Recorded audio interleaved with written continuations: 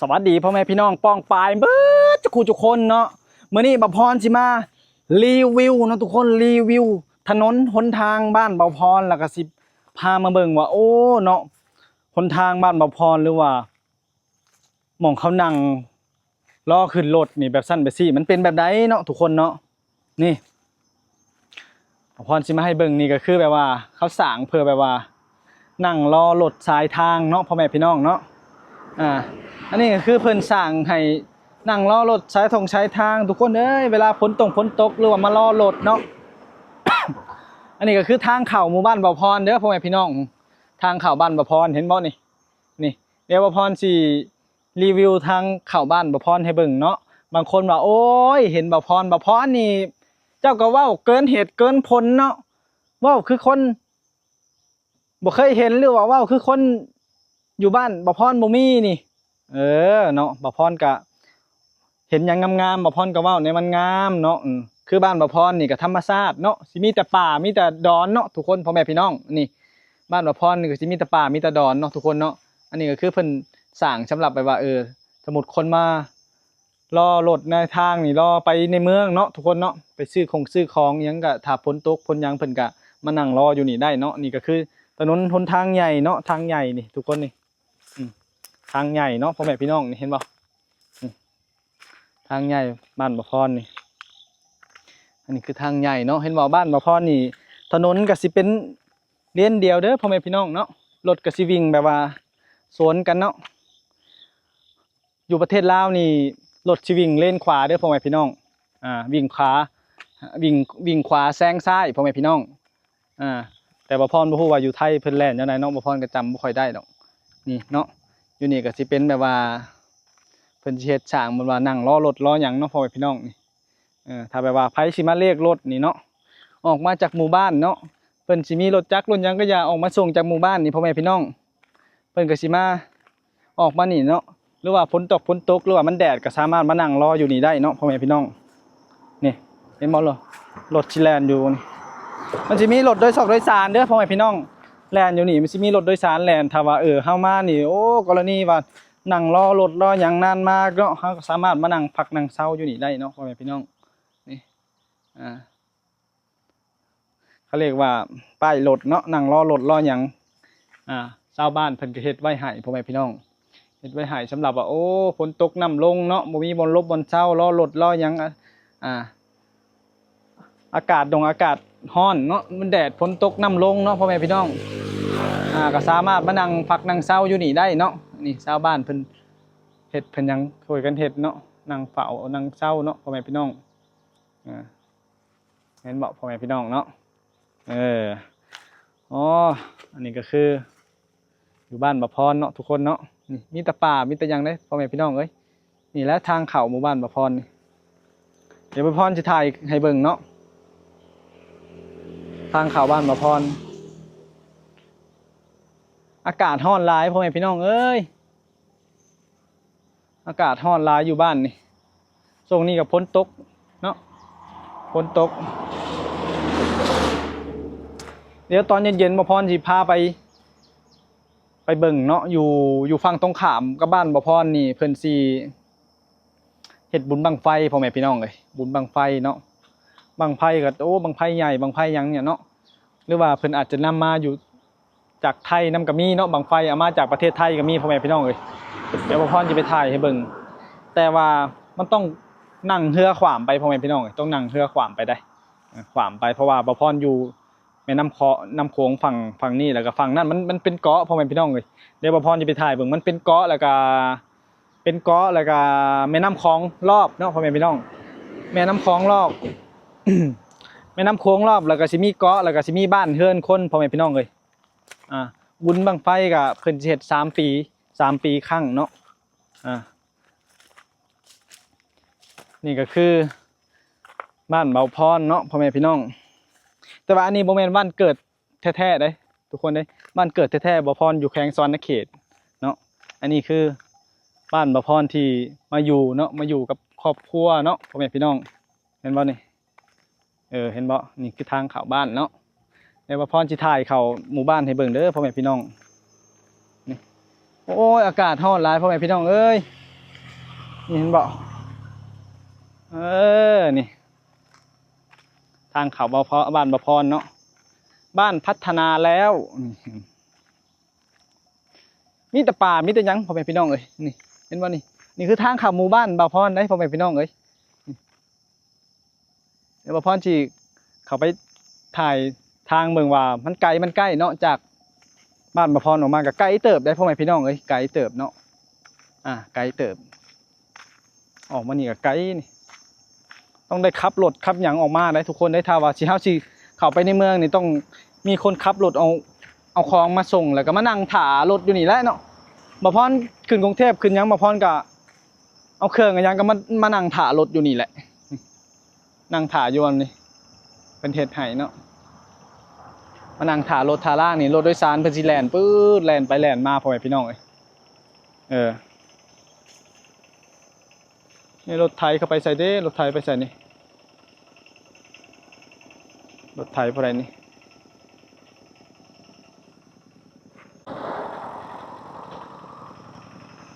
เห็นบอกไปพี่น้องนี่เนาะบ่พรก็อยู่บ้านนอกคอกนาพ่อแม่พี่น้องเอ้ยมันก็ไปเห็นกรุงเทพกรุงไทยกับแตกตื่นหน่อยนึงเนาะโอ้บางคนก็ด่าบ่พรบักบ้านนอกเนาะโอ้กับบ้านนอกแหละเนาะคนเฮาเนาะบ้านนอกคนเฮาก็ต้องมีครั้งทำอิฐแล้วก็สิมีครั้งต่อไปเนาะพ่อแม่พี่น้องเนาะคนเฮามันก็ต้องมีครั้งแรกในชีวิตแล้วก็มีครั้งต่อไปแล้วก็พัฒนาตัวเองเนาะทุกคนนี่แหละคือทางเข้าบ้านเบาพรเนาะพ่อแม่พี่น้องนี่เห็นบ่นี่อันนี้ก็คือป้ายทางเข้าบ้านเด้อนี่เห็นบ่ป้ายสิบอกอันนี้มันคือป้ายทางเข้าหมู่บ้านเบาพรนี่เห็นบ่นี่ทุกคนแดงๆนี่แล้วก็ไปนี่ก็ขึ้นไปในเมืองนี่ให้บอกรถสิแลนถนนนี่ถนนใหญ่ได้พ่อแม่พี่น้องเอ้ยนี่ถนนใหญ่เนาะเนี่ยบ่พรสิรีวิวทางเข้าหมู่บ้านให้เบิ่งเนาะพ่อแม่พี่น้องเนาะเบิ่งแล้วก็อย่าดราม่าเด้อพ่อแม่พี่น้องเนาะนี่แหละอันนี้คือบ้านนอกคอกนาเนาะทุกคนเนาะบ่พรก็บ่เคยฮู้เคยเห็นเนาะกรุงเทพโอ้ไปกรุงเทพนี่เนาะมีแต่ตึกใหญ่ๆสูง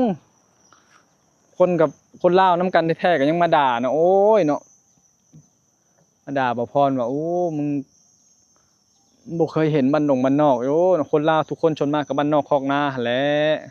บางคนไปดนแล้วก็เห็นคนไปน้ำหลังกับว่าวใส่กันก็มีเนาะทุกคนนี่แหละนี่คือทางเข้าหมู่บ้านเด้อนี่อันนี้คือยังนี่อันนี้น่าจะเป็นป้ายทางเข้าหมู่บ้านมันพังเนาะเพิ่นก็เลยเฮ็ดใหม่เนาะเพิ่นเฮ็ดใหม่นี่เนาะพ่อแม่พี่น้องนั่นแหละนี่บ่พรก็ขับรถจักรออกมาไกลเติบได้พ่อแม่พี่น้องเอ้ยเนาะยืมรถจักรเพิ่นขับออกมาไกลเติบพ่อแม่พี่น้องเอ้ย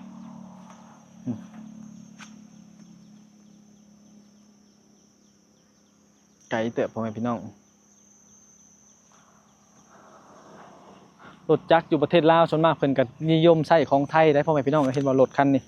อันนี้ก็เป็นของไทยนี่ถ้ารถไทยเนี่ยมันดีเนาะพ่อแม่พี่น้องเนาะรถจักรนี่ถ้าเป็นของไทยนี่มันดีเครื่องมันหนักแน่นเนาะบ่คือของจีนเนาะของจีนนี่ครับบ่ค่อยนิ่มเนาะแต่ของไทยมันสิครับนิ่มครับอย่างเว็บ125นี่คือมาจากประเทศไทยเลยนะทุกคนเนาะมาจากประเทศไทยแต่ว่าถ้าเฮาซื้อมือหนึ่งเสียภาษีก็ประมาณ 7-8 หมื่นนี่มั้งทุกคนบ่พรกับบ่ฮู้เนาะบ่พรบ่เคยซื้อเนาะทุกคนเนาะนี่แหละนี่คือเว็บ125จากประเทศไทยเนาะทุกคนส่วนมากอยู่ลาวเพิ่นก็สิใช้ของไทยของหยังมันดีเนาะทุกคนเครื่องจักรเครื่องหยังมันก็แห้งมันดีมันหนักแน่นเนาะพ่อแม่พี่น้องนั่นแหละนี่เห็นบ่แต่ว่ามีทะเบียนนี่แพงนะทุกคนเด้บางคนเขาก็ขับบ่มีทะเบียนก็ 30,000 แต่ว่าถ้าแถวเขตหมู่บ้านบ่พรนี่บ่ได้เด้พ่อแม่พี่น้องเขาจับได้เนาะจับโดนปรับยึดรถอีกเนาะแต่บางพื้นที่เพิ่นก็ขับได้เนาะคะแนนอย่าให้เจ้าหน้าที่เพิ่นเห็นแต่อันนี้คือชื่อถูกต้องตามกฎหมายเนาะประมาณ 7-8 หมื่นนี่มั้งถ้าจำบ่ได้เอาเรื่องอยู่ได้พ่อแม่พี่น้องเอ้ยไปหาเงินอยู่ไทยแต่ผู้ใดรู้จักเก็บจักกรรมก็ซื้อได้เนาะถ้าไผบ่เก็บบ่หยังก็ซื้อบ่ได้พ่อแม่พี่น้องเอ้ยโอเคเนาะพ่อแม่พี่น้องคลิปนี้ก็จบเป็นเพียงเท่านี้เนาะบ่พรก็มาถ่ายให้เบิ่งโอ้เนาะบางคนอยากเห็นถนนหนทางเนาะอยากเห็น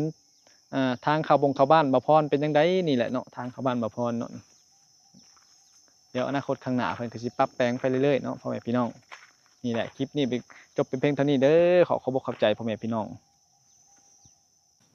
สวัสดีพ่อแม่พี่น้องป้องปายเบิดทุกคนเนาะมื้อนี้บ่าวพรสิมารีวิวเนาะทุกคนรีวิวถนนหนทางบ้านบ่าวพรแล้วก็สิพามาเบิ่งว่าโอ้เนาะหนทางบ้านบ่าวพรหรือว่าหม่องเขานั่งรอขึ้นรถนี่แบบสั้นแบบซี่มันเป็นแบบใดเนาะทุกคนเนาะนี่บ่าวพรสิมาให้เบิ่งนี่ก็คือแบบว่าเขาสร้างเพื่อแบบว่านั่งรอรถสายทางเนาะพ่อแม่พี่น้องเนาะอันนี้ก็คือเพิ่นสร้างให้นั่งรอรถใช้ใช้ทางทุกคนเอ้ยเวลาฝนตกหรือว่ามารอรถเนาะ อันนี้ก็คือทางเข้าหมู่บ้านบ่าวพรเด้อพ่อแม่พี่น้องทางเข้าบ้านบ่าวพรเห็นบ่นี่เดี๋ยวบ่าวพรสิรีวิวทางเข้าบ้านบ่าวพรให้เบิ่งเนาะบางคนว่าโอ้ยเห็นบ่าวพรนี่เจ้าก็เว้าเกินเหตุเกินผลเนาะเว้าคือคนบ่เคยเห็นหรือว่าเว้าคือคนอยู่บ้านบ่าวพรบ่มีนี่เนาะบ่าวพรก็เห็นหยังงามๆบ่าวพรก็เว้าในมันงามเนาะคือบ้านบ่าวพรนี่ก็ธรรมชาติเนาะสิมีแต่ป่ามีแต่ดอนเนาะทุกคนพ่อแม่พี่น้องนี่บ้านบ่าวพรนี่ก็สิมีแต่ป่ามีแต่ดอนเนาะทุกคนเนาะอันนี้ก็คือเพิ่นสร้างสำหรับแบบว่าสมมุติคนมารอรถในทางนี่รอไปในเมืองเนาะทุกคนเนาะไปซื้อของหยังก็ถ้าฝนตกฝนหยังเพิ่นก็มานั่งรออยู่นี่ได้เนาะนี่ก็คือถนนหนทางใหญ่เนาะทางใหญ่นี่ทุกคนนี่ทางใหญ่เนาะพ่อแม่พี่น้องนี่เห็นบ่ทางใหญ่บ้านบ่าวพรนี่อันนี้คือทางใหญ่เนาะเห็นบ่บ้านบ่าวพรนี่ถนนก็สิเป็นเลนเดียวเด้อพ่อแม่พี่น้องเนาะรถก็สิวิ่งแบบว่าสวนกันเนาะอยู่ประเทศลาวนี่รถสิวิ่งเลนขวาเด้อพ่อแม่พี่น้องวิ่งขวาวิ่งขวาแซงซ้ายพ่อแม่พี่น้องแต่บ่าวพรบ่ฮู้ว่าอยู่ไทยเพิ่นแล่นจังไดเนาะบ่าวพรก็จำบ่ค่อยได้ดอกนี่เนาะอยู่นี่ก็สิเป็นแบบว่าเพิ่นสิเฮ็ดสร้างมันว่านั่งรอรถรอหยังเนาะพ่อแม่พี่น้องนี่ถ้าแบบว่าไผสิมาเรียกรถนี่เนาะออกมาจากหมู่บ้านเนาะเพิ่นสิมีรถจักรรถหยังก็อย่าออกมาส่งจากหมู่บ้านนี่พ่อแม่พี่น้องเพิ่นก็สิมาออกมานี่เนาะหรือว่าฝนตกหรือว่ามันแดดก็สามารถมานั่งรออยู่นี่ได้เนาะพ่อแม่พี่น้องนี่เห็นบ่ล่ะรถสิแล่นอยู่นี่มันสิมีรถโดยสารเด้อพ่อแม่พี่น้องแล่นอยู่นี่มันสิมีรถโดยสารแล่นถ้าว่าเฮามานี่โอ้กรณีว่านั่งรอรถรอหยังนานมากเนาะเฮาก็สามารถมานั่งพักนั่งเซาอยู่นี่ได้เนาะพ่อแม่พี่น้องนี่เขาเรียกว่าป้ายรถเนาะนั่งรอรถรอหยังชาวบ้านเพิ่นก็เฮ็ดไว้ให้พ่อแม่พี่น้องเฮ็ดไว้ให้สำหรับว่าโอ้ฝนตกน้ำลงเนาะบ่มีบ่อนลบบอนเซารอรถรอหยังอากาศร้อนเนาะมันแดดฝนตกน้ำลงเนาะพ่อแม่พี่น้องก็สามารถมานั่งพักนั่งเซาอยู่นี่ได้เนาะนี่ชาวบ้านเพิ่นเฮ็ดเพิ่นยังช่วยกันเฮ็ดเนาะนั่งเฝ้านั่งเซาเนาะพ่อแม่พี่น้องเห็นบ่พ่อแม่พี่น้องเนาะอันนี้ก็คืออยู่บ้านบ่าวพรเนาะทุกคนเนาะนี่มีแต่ป่ามีแต่หยังเด้พ่อแม่พี่น้องเอ้ยนี่แหละทางเข้าหมู่บ้านบ่าวพรนี่เดี๋ยวบ่าวพรสิถ่ายให้เบิ่งเนาะทางเข้าบ้านบ่าวพรอากาศร้อนหลายพ่อแม่พี่น้องเอ้ยอากาศร้อนหลายอยู่บ้านนี่ช่วงนี้ก็ฝนตกเนาะฝนตกเดี๋ยวตอนเย็นๆบ่าวพรสิพาไปเบิ่งเนาะอยู่ฝั่งตรงข้ามกับบ้านบ่าวพรนี่เพิ่นสิเฮ็ดบุญบั้งไฟพ่อแม่พี่น้องเอ้ยบุญบั้งไฟเนาะบั้งไฟก็โอ้บั้งไฟใหญ่บั้งไฟหยังเนี่ยเนาะหรือว่าเพิ่นอาจจะนำมาอยู่จากไทยนำก็มีเนาะบั้งไฟเอามาจากประเทศไทยก็มีพ่อแม่พี่น้องเอ้ยเดี๋ยวบ่าวพรสิไปถ่ายให้เบิ่งแต่ว่ามันต้องนั่งเรือขวามไปพ่อแม่พี่น้องเอ้ยต้องนั่งเรือขวามไปได้ขวามไปเพราะว่าบ่าวพรอยู่แม่น้ำโขงฝั่งนี้แล้วก็ฝั่งนั้นมันเป็นเกาะพ่อแม่พี่น้องเลยเดี๋ยวบ่าวพรจะไปถ่ายเบิ่งมันเป็นเกาะแล้วก็แม่น้ำคลองรอบเนาะพ่อแม่พี่น้องแม่น้ำคลองรอบ แม่น้ำโขงรอบแล้วก็สิมีเกาะแล้วก็สิมีบ้านเฮือนคนพ่อแม่พี่น้องเลยบุญบั้งไฟก็เพิ่นสิเฮ็ด3 ปีครั้งเนาะนี่ก็คือบ้านบ่าวพรเนาะพ่อแม่พี่น้องแต่ว่าอันนี้บ่แม่นบ้านเกิดแท้ๆเด้ทุกคนเด้บ้านเกิดแท้ๆบ่าวพรอยู่แขวงสวรรณเขตเนาะอันนี้คือบ้านบ่าวพรที่มาอยู่เนาะมาอยู่กับครอบครัวเนาะพ่อแม่พี่น้องเห็นบ่นี่เห็นบ่นี่คือทางเข้าบ้านเนาะเดี๋ยวบ่าวพรสิถ่ายเข้าหมู่บ้านให้เบิ่งเด้อพ่อแม่พี่น้องนี่โอ้ยอากาศร้อนหลายพ่อแม่พี่น้องเอ้ย นี่เห็นบ่นี่ทางเขาบ่พอบ้านบ่พรเนาะบ้านพัฒนาแล้วมีแต่ป่ามีแต่หยังพ่อแม่พี่น้องเอ้ยนี่เห็นบ่นี่คือทางเข้าหมู่บ้านบ่พรได้พ่อแม่พี่น้องเอ้ยเดี๋ยวบ่พรสิเข้าไปถ่ายทางเบิ่งว่ามันไกลมันใกล้เนาะจากบ้านบ่พรออกมาก็ไกลเติบได้พ่อแม่พี่น้องเอ้ยไกลเติบเนาะไกลเติบออกมานี่ก็ไกลนี่ต้องได้ขับรถขับหยังออกมาได้ทุกคนได้ถ้าว่าสิเฮาสิเข้าไปในเมืองนี่ต้องมีคนขับรถเอาของมาส่งแล้วก็มานั่งถ่ารถอยู่นี่แหละเนาะบ่พรขึ้นกรุงเทพขึ้นหยังบ่พรก็เอาเครื่องหยังก็มานั่งถ่ารถอยู่นี่แหละนั่งถ่าอยู่อันนี้เป็นเฮ็ดให้เนาะมานั่งถ่ารถถ่าล่างนี่รถโดยสารเพิ่นสิแล่นปื๊ดแล่นไปแล่นมาพ่อแม่พี่น้องเอ้ยนี่รถไถเข้าไปใส่เด้รถไถไปใส่นี่รถไถพอได้นี่